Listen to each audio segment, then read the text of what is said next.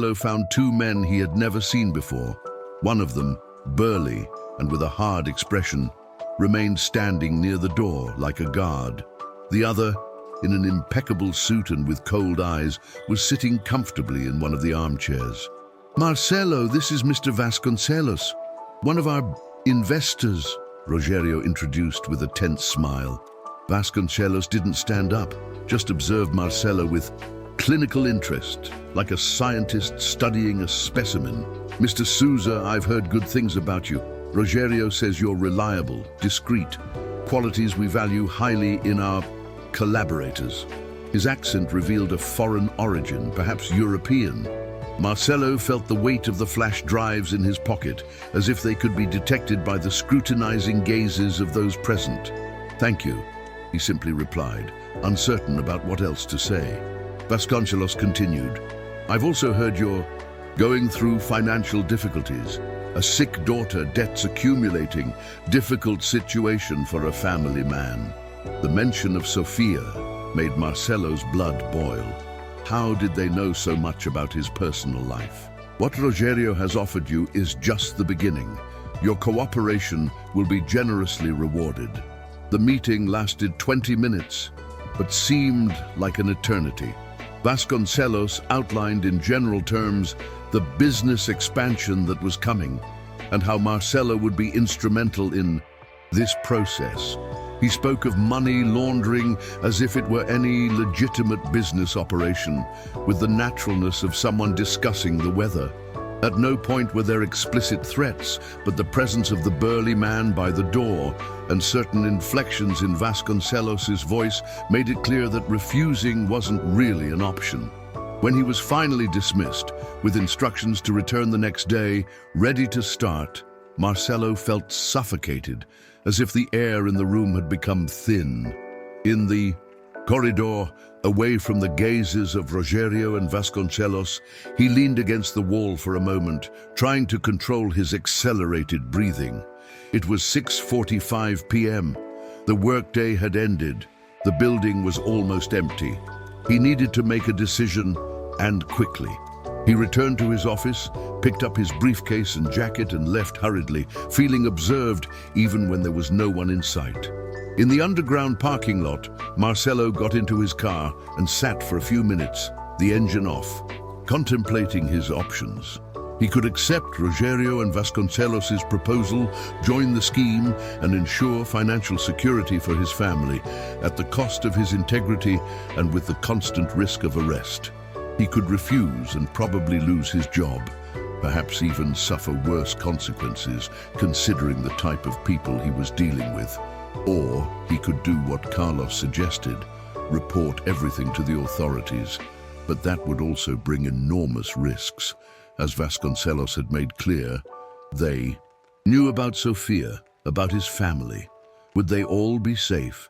The decision came to him with surprising clarity. He wouldn't join the scheme. He couldn't live with himself if he did, but he also wouldn't simply refuse and wait for the consequences. He would report everything, but he would do it his way, protecting his family. He started the car and drove out of the parking lot, constantly checking the rearview mirror to make sure he wasn't being followed. His first stop was at a small internet cafe in a neighborhood far from the office. There, using a computer that couldn't be traced back to him, he created a new email account and sent copies of all the files from Carlos's flash drive to 3 different recipients. A journalist friend who had helped expose a corruption scandal years ago, a federal prosecutor known for his integrity, and his own personal email as a backup. He attached a detailed letter explaining everything, including his own involvement and the threats he had received. He set the emails to be sent automatically the next morning, giving him time to get his family to safety. Next, he went to an ATM and withdrew as much cash as his credit limit allowed. It wasn't much, but it would have to do. He couldn't risk using the money from Rogerio. He bought a prepaid cell phone at a convenience store and called Helena. "I'll be home in 30 minutes. Pack a small bag for you and Sofia. Only essentials. We need to leave tonight." Helena's voice was tense with worry. "What's happening, Marcelo?" He couldn't explain everything over the phone. "I'll tell you when I get there, trust me, please." There was a brief silence. "Always," she finally said. When he arrived home, it was already past 9 p.m. Helena was waiting for him in the living room, a small suitcase at her feet. Sophia was asleep in her room, exhausted from the day's events. "Now tell me what's going on," Helena demanded as soon as he closed the door. Marcelo sat down beside her and told her everything. Rogerio's proposal, the money, Carlos's discovery, the meeting with Vasconcelos, the threats. He didn't sugarcoat anything. She deserved the whole truth. Helena listened in silence, her expression changing from shock to fear to determination. "What are we going to do?" she asked when he finished. Marcelo took her hands in his. "I've sent all the evidence to 3 different people, an investigative journalist I knew years ago, a public prosecutor who has no connection to this city, and my cousin who is a lawyer in another state, with instructions to release everything if something happens to me or to you." Helena paled. "That means that we're no longer safe here," Marcelo completed. "We need to leave the city tonight." The next 2 hours were a whirlwind of silent and tense activity. They packed only the essentials: clothes, Sophia's medications, important documents. Helena gently woke her daughter, explaining that they would take a surprise trip to visit her uncle in the countryside. Sophia, still drowsy from the medications, accepted the explanation without questioning much. At 12:30 a.m., the car was loaded. Marcelo made a final check of the apartment, knowing they would probably never return. On the kitchen table, he left the envelope with Rogerio's money. He wouldn't touch that money, not anymore. Beside it, he placed a letter addressed to Rogerio. "I chose my family and my integrity.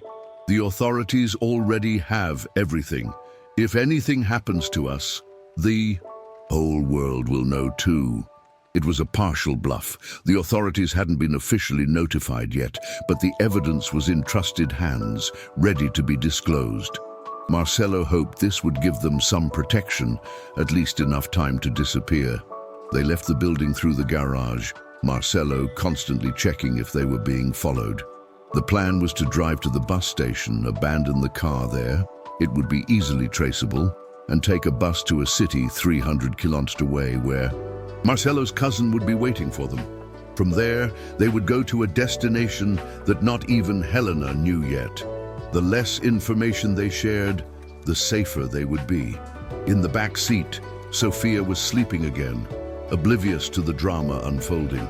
Helena held Marcelo's hand over the gearshift, a silent gesture of solidarity and shared fear. The city streets were almost deserted at that hour, just a few occasional cars and the yellowish glow of the streetlights. Marcelo drove exactly at the speed limit, avoiding drawing attention. Each traffic light, each intersection seemed like an eternity. They were just 10 minutes from the bus station when he noticed a dark car, a few vehicles behind them, maintaining the same consistent distance. "I think we're being followed," he murmured to Helena, who immediately turned to look. "The black car? Are you sure?" Marcelo made an unexpected right turn. The dark car continued straight ahead, to his momentary relief. But 2 blocks later, there it was again, now closer. "Damn," Marcelo muttered, accelerating slightly. Helena gripped the arm of the seat tightly. "What do we do?" Marcelo thought quickly. The bus station was too far now. They needed a public place with witnesses, cameras. "I'm going to the central hospital," he decided, making another sharp turn. "It has 24-hour security, cameras everywhere." The dark car accelerated too, reducing the distance between them. In the back seat, Sophia stirred, uncomfortable with the increasing speed. "Mom," she called, her voice sleepy and confused. "Everything's fine, sweetheart," Helena replied, trying to sound calm. "We're almost there." Marcelo gripped the steering wheel so tightly that his knuckles turned white. The hospital was just 5 blocks away when the dark car accelerated abruptly, pulling alongside them. Marcelo could see the driver out of the corner of his eye, the same burly man who had been in Rogerio's office, guarding the door. there were no more doubts. Vasconcelos already knew of his decision. Perhaps they had found the empty apartment, the letter, the returned money. Perhaps they had intercepted some of his communications. It no longer mattered how, only that they were there, less than a meter away, on a practically deserted street at 1 a.m. "Get down!" he shouted to Helena, seconds before the dark car made a sudden movement to the right, trying to force them off the road. Marcelo held the steering wheel firmly, resisting the impact. Metal scraped against metal, sparks flew. In the back seat, Sophia screamed, now fully awake and terrified. "What's happening?" Helena asked, her voice trembling as she tried to turn to calm her daughter. "They won't let us reach the hospital," Marcelo replied, stepping hard on the accelerator. The old car protested but gained speed. For a moment, they managed to distance themselves from the pursuer. An intersection was approaching, the yellow light blinking in the early morning. Marcelo made a decision in split seconds. Instead of heading to the hospital, he turned sharply left, taking a side street.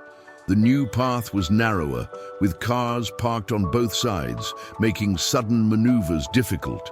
A temporary advantage. "Where are we going?" Helena asked, holding onto the dashboard as Marcelo made another tight turn. "3rd District Police Station," he replied, breathless. "It's closer than the hospital." In the rearview mirror, he saw the dark car make the turn behind them, skidding, slightly before regaining control. They were gaining some distance, but not enough. Sophia was crying in the back seat, hugging the school backpack she had insisted on bringing. "Everything will be fine, Sophia," Marcelo said, trying to sound confident as he made another turn, entering a busier avenue. Even at that hour, there were some cars, people on sidewalks leaving late bars and restaurants. Witnesses. It was what they needed. The relief was short-lived. A second car, identical to the first, appeared in front of them, partially blocking the avenue. Marcelo braked sharply, the seatbelt cutting into his chest with the force of the deceleration. He looked frantically around. In front, the second black car. Behind, the first approaching rapidly. To the right, a row of closed shops. To the left, a side street, too narrow for the car to pass. They were cornered. "Get out of the car," he ordered, already unfastening his seatbelt. "Run to that bar, there on the corner. There are people. Inside." Helena looked at him, horrified. "And you?" Marcelo didn't answer, just reached for the glove compartment and took out the 2 flash drives. "Take these. Don't let them catch you." Helena understood. With quick movements, she helped Sophia out of the car on the right side, the furthest from the pursuers. Marcelo watched in the rearview mirror as the first car stopped a few meters away. 2 doors opened, men got out.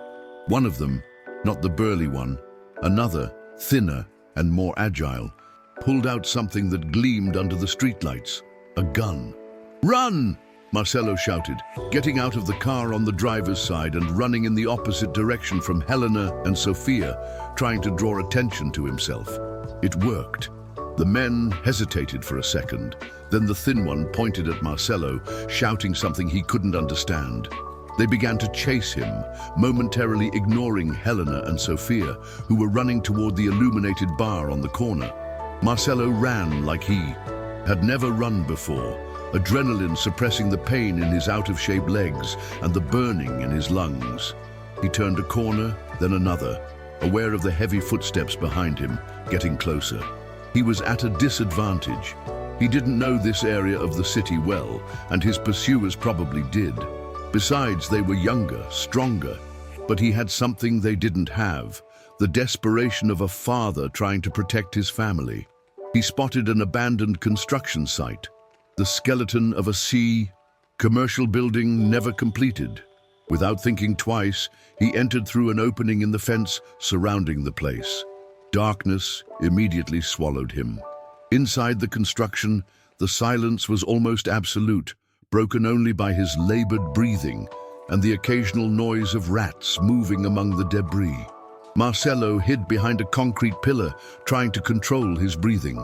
He heard muffled voices from outside, then the sound of wood being torn away. They were coming in.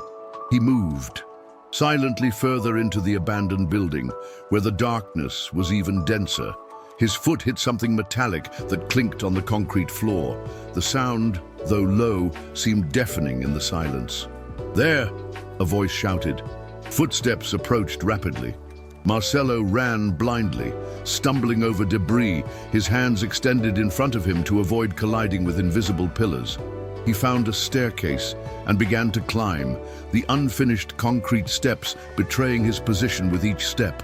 On the second floor, moonlight entered through openings in the partially constructed ceiling, offering some visibility.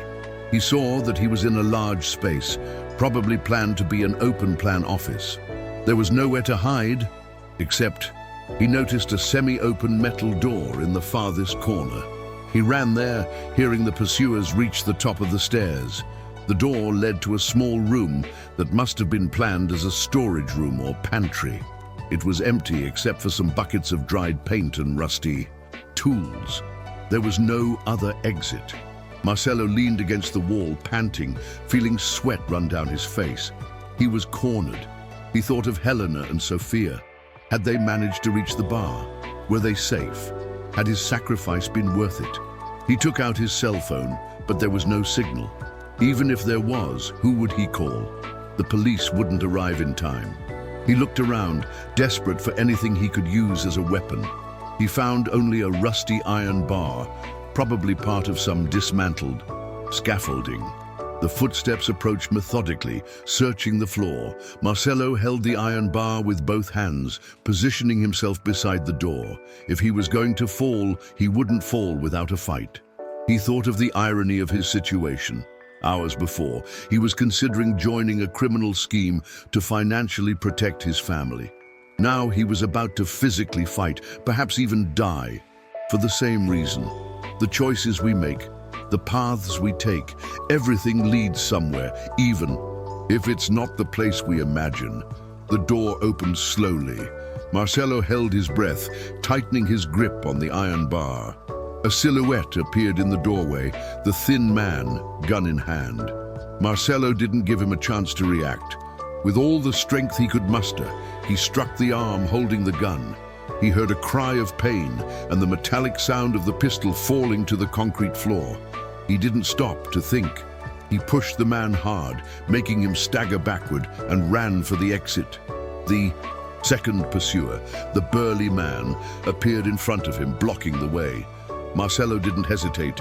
He lunged at him, the iron bar still in hand, aiming for the knee. The impact was violent.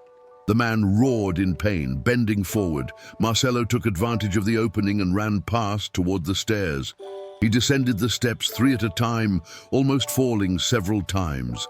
Behind him, he heard shouts and curses. A metallic boom echoed through the abandoned building. A gunshot. He felt something. Hot grazed his shoulder, but didn't stop to check. He reached the ground floor and ran for the exit, crossing the opening in the fence through which he had entered. On the street, the fresh, early morning air hit his face like a blessing. There was no sign of the black cars. Perhaps the drivers had stayed behind, waiting for the pursuers to return with him. Without stopping to catch his breath, Marcelo ran toward the bar where he hoped to find Helena and Sophia. The streets were emptier now, most establishments already closed. When he turned the corner, his heart almost stopped. The bar was also closed, the lights off. Had he arrived too late? He looked frantically around, searching for any sign of his family. That's when he noticed a police car parked across the street, and beside it, Helena and Sophia talking to 2 police officers. The relief was so intense that his legs almost gave way. "Helena!" he called, running toward her. She turned, her face lighting up with relief and joy. Sophia broke free from her mother's embrace and ran to him, who caught her in his arms, ignoring the pain in his injured shoulder. "I thought they had caught you," Helena said, embracing them. Marcelo felt tears in his eyes. "They almost did," he replied, looking at the police officers who were observing the scene with serious expressions. "You called the police?" Helena nodded. "As soon as we entered the bar. The owner was closing, but let us use the phone when he saw the state we were in." 1. Of the police officers, a middle-aged woman with perceptive eyes approached. "Mr. Souza, I'm Lieutenant Oliveira. Your wife told us a rather alarming story about money laundering and pursuit. She also said you have evidence." Helena extended her hand, showing the flash drives Marcelo had given her. "It's all here," she said. The lieutenant took the devices carefully. "We'll take you to the station. We need formal statements and..." She was interrupted by the radio on her shoulder, which crackled with an urgent message. She stepped away a few paces to respond. When she returned, her expression had changed. "We just received a call about gunshots in an abandoned construction site a few blocks from here. Was that you?"